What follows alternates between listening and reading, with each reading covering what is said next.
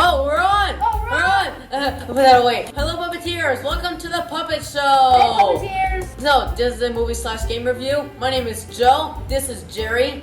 And today we're doing a movie! Spider-Man Across the Spiderverse. But I bet you guys are asking, what's this button? And why does it have an X on it? Actually, I don't think some young viewers will have that voice. But anyway, this button is a spoiler button. Yeah! Speaking of spoilers, We have you make a dang spoilers. Press the spoiler button. Press the spoiler button! Okay. So, yeah, today we're doing Spider-Man Across the Spiderverse. Awesome movie, full of comedy and stuff. Oh, this is rated PG. So, you parents might want to accompany your kids for the first time watching this movie, at least. It's a great movie, though. It's a great movie, yeah. It has some clips of, like, the live-action Spider-Man. Oh, man, I was just so happy when I saw that. Not that I watched any of them, but it's like, oh, wow, a live-action Spider-Man movie clip. And, like, when we were there, we were like, oh, and reacting to everything. Yeah, we were like, ah, we were like, oh, we were like, ah. And then, ooh, these characters come out at the end. Yeah, so, although, sad news. Well, good/bad. So, I got some good news and I got some bad news.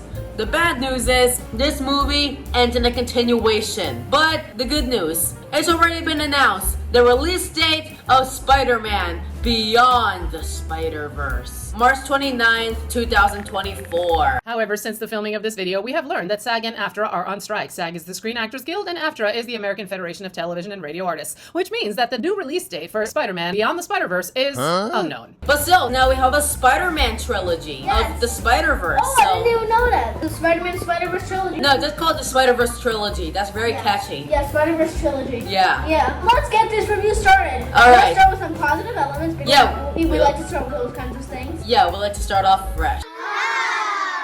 Miles' relationship with his parents and Gwen's relationship with her dad may seem like they're simple side stories compared to the bigger multiverse-saving story here, but they're no less important. In fact, you could argue that those relationships powerfully shape the emotional core of the film. All the parents here have some struggles with their kids, but they also love them dearly and sacrifice regularly for them. And the parents all take time to adjust their approach to their young charges while still trying to hold them accountable. But, Miles overhears his dad publicly say, I love you, Miles, and I will always be there for you. how nice. Yeah. Even though he doesn't know that his son is listening. So that means he really loves him. Yeah, that's called integrity. That's doing the right thing even when nobody is looking. Or hearing. Yeah. Yeah, and when Miles seems to deliberately rebelling against his folks, which he kind of does, but it's for heroic reasons they shouldn't know about, his parents lovingly ground him. Yes. And then they said, oh my goodness. Spoiler. Yeah, it's like, 3 months! and then at the end of the movie, Towards the end? Gwen is looking for Miles. Miles' mother, she said, when you find Miles, tell him we love him. Also tell him 5 months. It was the other way around. It's hilarious how they just keep going with the formula. Oh my goodness. I love it. Yes, I just loved it when they said 3 months. Like, it should be noted also. Again. We should also mention this is a superhero movie, which means plenty of opportunities for heroism, risk, and sacrifice by many characters here. Okay, yeah. So that's cool. But This movie a lot of movies contain spiritual elements. As you know, the first Into the Spider-Verse did not have spiritual elements. Yeah, but this one for sure, I remember, it does contain some spiritual elements here and there. And if any of you are Christians, there may be a bit of spiritual elements that might be a little sensitive to you. Because Miguel O'Hara is of the mindset that some events, even deadly events, must happen. Yeah. So he is willing to let some people die if he determines that they should die for the sake of the world at large. Okay. On that note, the canon, there's this thing called the canon, which is like the entire Spider-Man canon, every single story, which Miguel does not like, that Miles is saving people, because in the canon, those people are supposed to die. Ooh. He wants the canon to be true, even if it means people dying. Oh yeah. So he's not happy when Miles sees Officer Singh from a building crash. Yeah. He gets mad. Yeah. Because that's not how the canon was supposed to work. Yeah. So yeah, that's a little disappointing, but You get it. But yeah, he's kind of like the villain Spider-Man Yeah, he's even voiced by Oscar Isaac. He's the actor of Poe Dameron. from Star Wars. Yes, from Star Wars Episodes 7, 8, and 9. Miles, however, disagrees vehemently. As a hero, he is committed to saving anyone and everyone he can, and he refuses to look the other way. Yep, that's awesome. That's a great role model in Miles Morales. In a sense, then, the movie raises a question that resembles the age-old spiritual tension between predestination versus free will. The story does seem to be pondering how much we submit to the idea of fate and how much we challenge it. And the story appears to land on the side of individuals' ability to choose good and change a situation that may look hopeless. Gwen also confronts her policeman dad, who initially feels obligated to arrest her when he learns that she is Spider-Gwen. What the hell is this spiritual? I'm getting on that. One scene pictures a family holding hands, bowing their heads, and praying before a meal. Now the romantic content. We review this in case if there's anything too inappropriate for any of you youngsters. When Miles learns that Gwen left a sweater in a different Spider-Man's room, he sort of wonders if that guy is Gwen's boyfriend. But there's no show of physical intimacy. Yeah, of course. That said, when Miles and Gwen first get together, he starts hinting at his feelings and moving toward getting closer with Gwen. But even though it's fairly obvious she feels similarly, she stops him with this sentence. In every universe, Gwen falls for Spider-Man, and in every other universe, it doesn't end well. So now the violent content. Okay.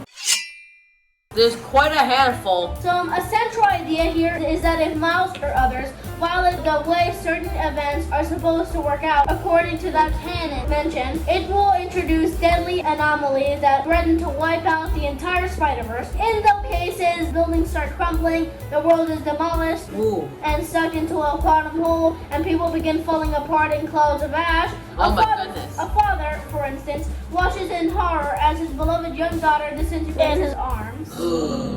There's also, of course, quite a lot of bashing, smashing, and explosions as various spider people battle against evildoers and villains. Huge glass windows, concrete walls, and ceilings are smashed and sand shards and debris falling down on the heroes and heads of innocent bystanders. Gwen kills a large beast only to discover it was a friend who had transformed. She is seen as a killer in her father's eyes, and he holds her at gunpoint for the crime. Yeah, so there's a little gunpoint there. The Spot seeks to replicate the explosion that gave him his powers in an attempt to increase them. Miguel O'Hara has a vampiric appearance, sharp claws, and pointed teeth. We discover that in some of the multiverses, important people such as Miles' dad are already dead. And of course, the death of Spider-Man's Uncle Ben is a constant part of the spider canon, and thus mentioned repeatedly. We see large spiders bite people. Yeah. Ooh, it's our boss! He's in with our It's our money! boss! Oh, we're paid! Oh my goodness! We're paid! Oh my goodness! Yes! We got money coming in! For doing a good job. Okay. I'm paying you guys. Alright. 1, 2, 3, 4, 5, 6. Our first income! First income. Our first income! I can't Can you believe guys it. count with me? Yeah! 1, 2, 2, 3, 4, 5, 6! This is Sesame Street! Yes, Sesame Street! It is Sesame Street! No!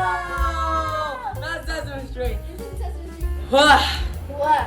There's also quite a bit of thumping goofiness in the mix as Miles early on struggles with the Spot who's trying to steal an ATM machine. The two tumble in and out of interdimensional holes, sometimes being punched or kicked by seemingly disembodied fists and feet. And there's also this super funny part. There's this part where Miles is hanging upside down, right? Yeah. And then he sees the Spot saying this. I can't get this ATM machine in here. And then he says, why do people call it an ATM machine if the M stands for machine? Yeah, that was a spoiler right there. Sorry. You know better. Now the crude profane language. Yeah. Crazy War! Yeah, we review this in case if there's any language that's too strong for any of you youngsters or anything like that. So, the dialogue contains a smattering of crude language, including 2 uses of the A word, Which means but. and 1 use of each of the H word, which means down below, Yeah. and The D word, which that means condemn. condemnation. There's also several oh my gosh exclamations and uses of jeez, heck, and crap. Ooh. In a running gag, two people say shoot over and over, some 18 to 20 times. Yeah, as a running gag, yeah. Yeah. I mean, you get it. It kind of gets funny, but it gets a little annoying if you shouldn't repeat that word. Yeah, so the villain known as Typeface exclaims, "Go to Helvetica, Spider-Man." Okay. Now drug and alcohol content. Yeah. Someone drinks a vial of chemicals and transforms into a huge lizard creature. Like we said in the violent content. And Miguel injects himself with something undefined that keeps his vampire side in check. Ah. Adults drink wine in a social situation. Yeah, I noticed that. So now the other negative elements. Some potty humor jokes are tossed about the Spot and his dimensional holes. Yeah. Miles' mother makes a joke about which orifice of Spider-Man might shoot his webbing from. It's actually in Spanish, so if you understand Spanish, then you understand what she's saying. So I mean, it's kind of a shame if you don't understand Spanish, because it just made me crack up. So now the conclusion. The first animated entry in the Spider-Verse trilogy, 2018 Spider-Man Into the Spider-Verse, with a high-flying and web-slinging success. That means that pick number 2, Spider-Man Across the Spider-Verse, has had a lot to live up to. Across the Spider-Verse is bigger and faster. Its action is nearly non-stop, battering you from every side, and where there were some 6 different multiverse Spider characters in the first pick, there now are hundreds. Thousands maybe, that will leave fans and comic geeks likely cheering and returning for multiple multiverse viewings. Across the Spider-Verse is frankly very hard to keep up with. Yeah. And if you don't know Which we warned in the beginning. I don't recommend the live action ones, but I do recommend to watch Into the Spider-Verse first in order to understand the second one. And on top of that, this 2 hour and 20-minute second feature in the trilogy doesn't even end with a satisfying conclusion. Yeah. It's more of a cliffhanger lead into next Beyond the Spider-Verse. So be prepared for that one. Yeah, be prepared. There are some terrific statements here about loving families growing up and the consequences of making questionable choices. And comedy, don't forget the comedy. Yeah, thank you for watching this puppet show. Yeah, thank you for watching this review. Okay, we even got our first income. Alright, where's it go? Let me bring my money. Our money. Open up! Don't forget to subscribe. And also click the bell.